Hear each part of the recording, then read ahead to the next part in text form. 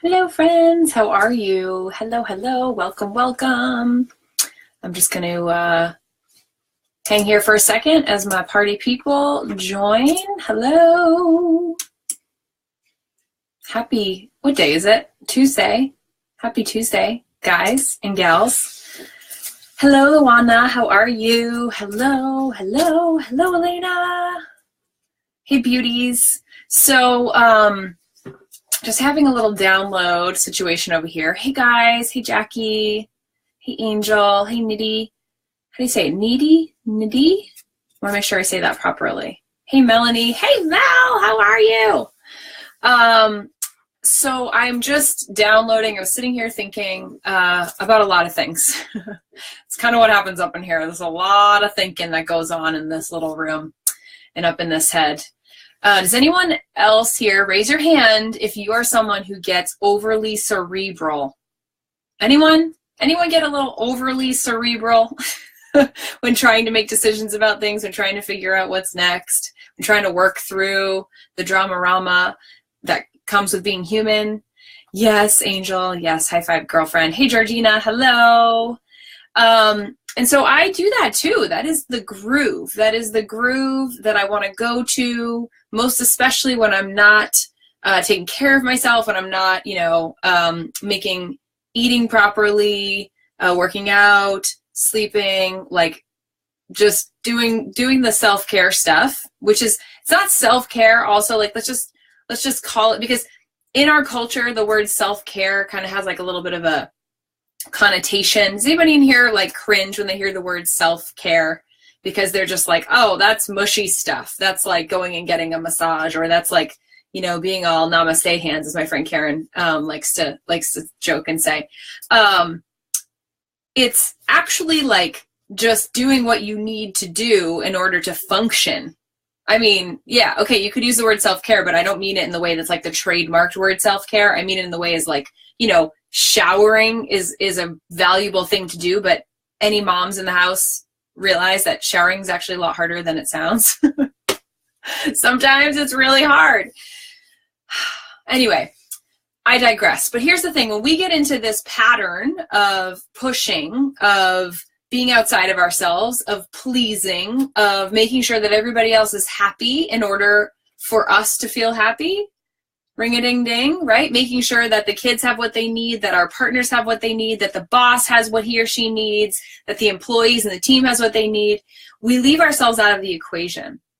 And then when that happens, we start to get into this sort of cycle of life that happens where we're attending events, or we're launching programs, or we're sending out emails, or we're doing the work of the day-to-day life, but we're doing it in a way that doesn't feel life-giving.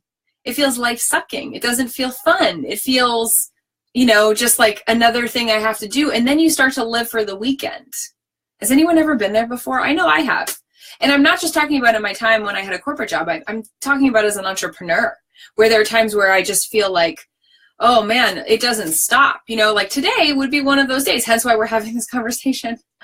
Hey, Tawny. Hey, Danielle. Hey, Ricky. I had a shake this morning. I had a dear friend, my beloved Meg Haynes, came over. We had a really fun little visit today. And then I got to work and I forgot to eat again, and it was 3:00. And I was like, oh man, I'm feeling real edgy right now. I wonder why. Because I didn't eat food, right? This is like general, this is not self-care. This is like human taking care of themselves, functioning, eating food so that you can actually be of service to people. And I know that when we get in the swirl, and when we live in such a way where we feel like we have to do in order to be okay, I mean, literally, like, if we're going to really be honest, like for survival, because so many of us are programmed to perform in order to receive love. Now we're getting to something, right? We are programmed to believe that if we perform, if we show up, if we play the role, if we play the part, then we will be worthy of love.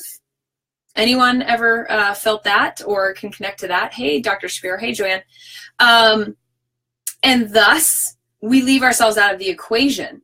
Because when the equation is predicated and created, predicated on or created by someone else's definition of good, of contribution, of whatever, insert conditions there, then we actually are not really part of the equation at all. Our desires, our preferences, the way we feel, none of that is actually part of the equation.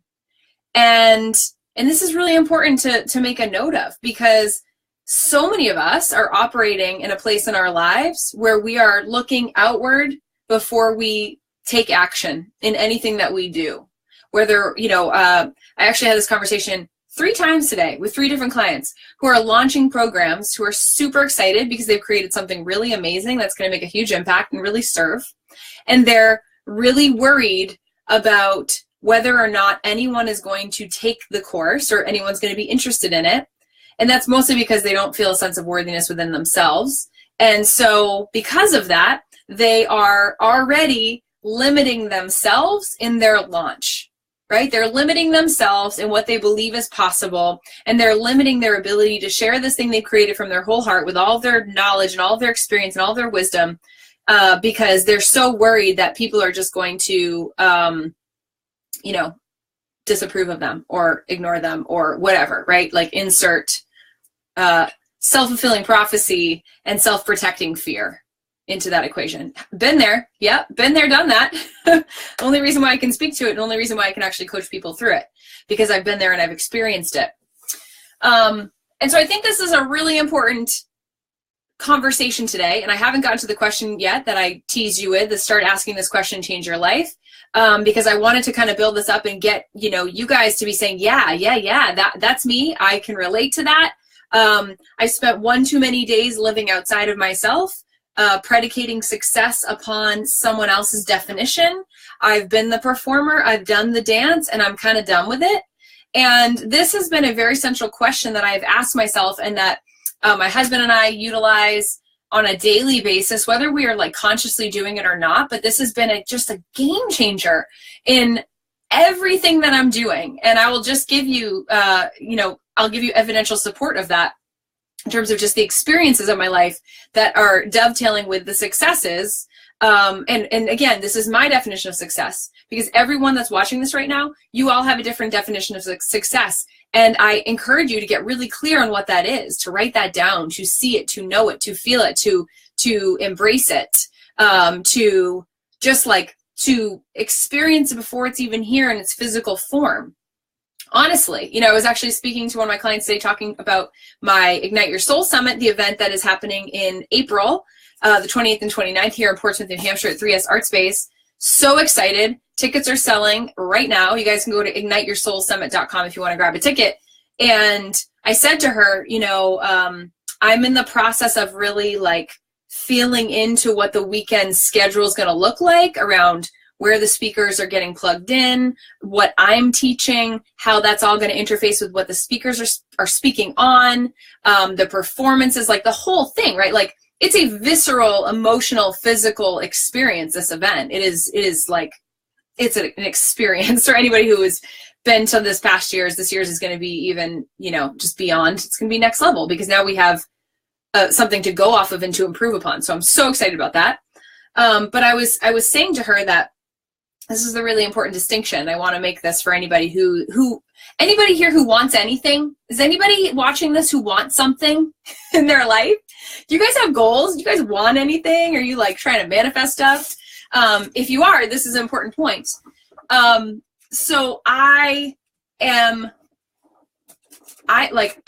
literally can already feel it. I can see Karen on the stage. I can see Lori on stage. I can see, I can see it all. It's so visceral to me. It's already real for me. It's almost like it's already happened. And in my head, I'm just playing the tape back. And that's how I manifest everything in my life. I allow myself to have a deep emotional connection to the experience before it's here. I live it in technicolor detail. I feel it. I hear the music. I feel the bass, right, in my body. I feel the lights. I see the faces of my amazing tribe.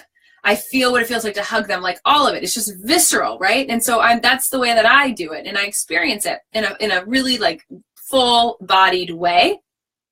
And So then when the experience actually happens, it's like, it feels like a celebration tour of what I was focusing on and working so hard to manifest. And it's just been the most amazing thing. And nobody taught me this. It's just like my own creation. You know, it's my own way of experiencing, and you guys have your own way of experiencing it.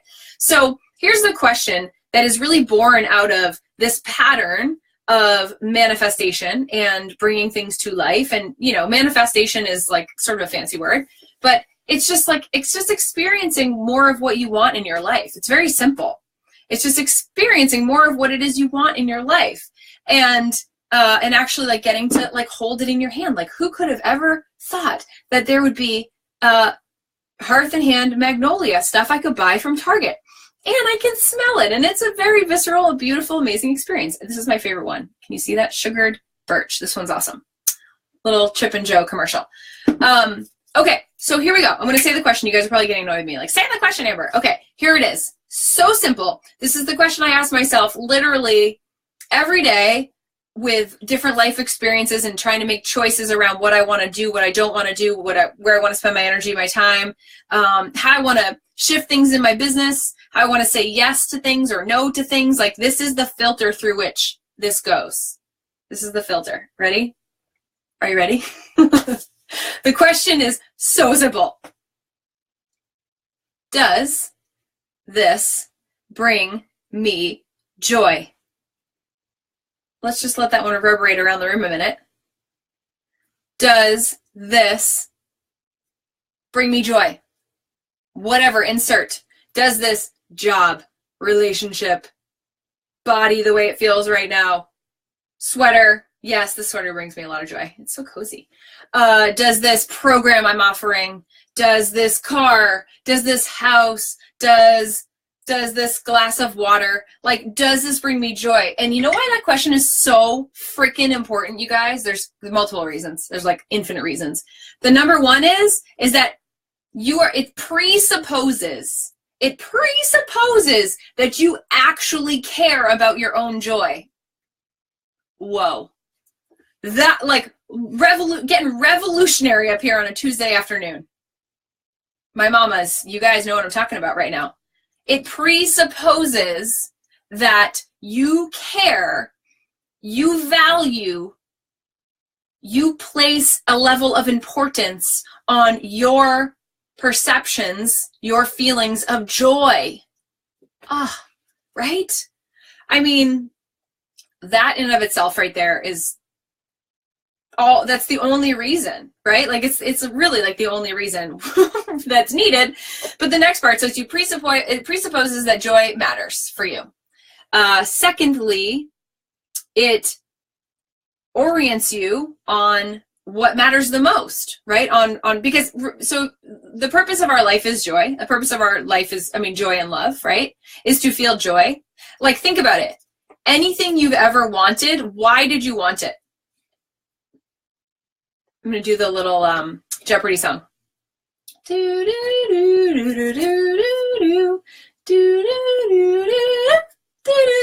Why do you want something? Tell me. Why do you want it? Why? I'm going to let you guys answer. I'm going to take a little sip of water here.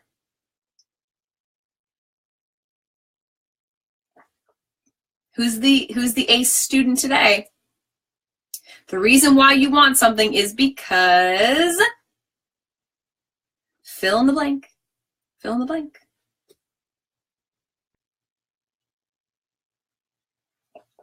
Good thing I'm comfortable with awkward silence. To be happy. To be happy and bring happiness to others. Fulfillment. Yeah. Alleviates a place of pain, which would also equal joy. Feels good. Joy. You want what you want because it brings you joy. Hello. So that's magical to know. Way to reverse engineer that one, right, guys? And so when you are trying to make a decision, yes, Georgina, yes, Vivian, yes, Ryan, high fives, yes, Julia, hello. When you're trying to make a decision on something, and you're trying to figure out, and you're getting uber cerebral on yourself, here's the game changer. Go to the place of joy. No, you're right, Dr. Shapiro. Absence of pain isn't joy. Actually, pain can be joy sometimes. Absence of pain isn't joy. You're correct in that matter. But maybe it is for Ben. Maybe it is for certain people. It's super contextual in this place, right? This is very individual. But the reality is that joy is a choice. Joy is a choice. So is pain. It actually is. I'm trying to like poke a hole in it. There's no hole. There's no hole. Joy is a choice, no matter what the circumstance. It's true. Even in the most dire, painful situations, you can still find the light. So, hey guys, welcome. So does this bring me joy? And you can ask yourself this question like 1,000 times a day. But I mean, like for me, it's like a game time decision about anything and everything. And it just helps so much, because here's why this is so important today on this day. Because we all have to-do lists that are, hold on. I'm just gonna show you guys. Like, we have like these lists of things, of thousands of things that we need to do. And that, it doesn't bring me joy. You know, like looking at a to-do list and valuing myself based upon the list does not bring me joy. And so I have to really like get micro with it and go down to each individual thing and then ask, why am I doing this? Does this bring me joy? And if the answer is no, you know, but it still needs to get done or whatever, like I have to work around that with myself. I have to figure out a way to work it, you know, in a way that's going to bring me some joy. Bring me joy, or does the thing now bring me joy? Yeah, Tori, good question. Does the perceived desired outcome bring me joy, or does this thing now bring me joy? People sending me free books on. Yeah. Okay. So, well, I mean, you use the word perceived. So that in and of itself needs some exploration, right? Because the reality is like, okay. All right, we're going in. You guys ready? Working with clients brings me joy. Helping you brings me joy. Having this conversation right now brings me joy. And one of the awesome byproducts of the work that I do is that it earns an income for me as well, because I've created programs and sacred containers to do this work, to expand this conversation beyond a 20-minute Facebook Live, where we can go in and go deeper, and you're going to have much more support. And you're going to have assignments, and you're going to have additional resources that I cannot give to you in a 3 p.m. Facebook Live. So I want you, Tori, to spend some time with that word perceived, because does the perceived desired outcome bring me joy, or does the thing now bring me joy? Frankly, it would be awesome if both did. Like, how do we get those trains on the track linked up so that the desired outcome brings you as much joy as the thing that's right now? Because the thing right now, hear me, hear this, hear me. The thing right now, you guys, this is the most important thing you're going to hear all day today, perhaps. It's the most important thing I'm going to say all day today, because it's what's real and it's what's here, is the thing right now bringing me joy is the thing that creates the desired outcome. And when things are conceived in joy, then the desired outcome is it's desired and it's joyful. Ring-a-ding-ding, right? How does that feel? Does that resonate? Does that marinate, sit and simmer? When I've asked myself this global question, does this bring me joy? And I'm in a situation where it just does not, I will then sort of ratchet the question into other realms of saying, well, what would bring me joy? I can change my mind about the situation. I can change my plan. I can zoom out and see the big picture. I can zoom in more deeply to remember why I'm actually doing this. Like, you can work it any way you got to work it, guys. But the reality is that joy is not of a central focus for us. If joy is not a focal point in your day-to-day life, and you are operating in this very like robotic, militaristic type way, then you are living externally. You are essentially looking outward. And and that's the rub, because some of you are like, but I need to make money. I need to pay my mortgage. That means you're actually presupposing that in order to make money, that you have to suffer. That earning an income, earning money actually equals pain. And hey, girl, there's some deep old programming for all of us, every one of you guys watching this right now. There's like ancient, historic programming about money being a painful thing. But the reality is that it doesn't actually have to be that way.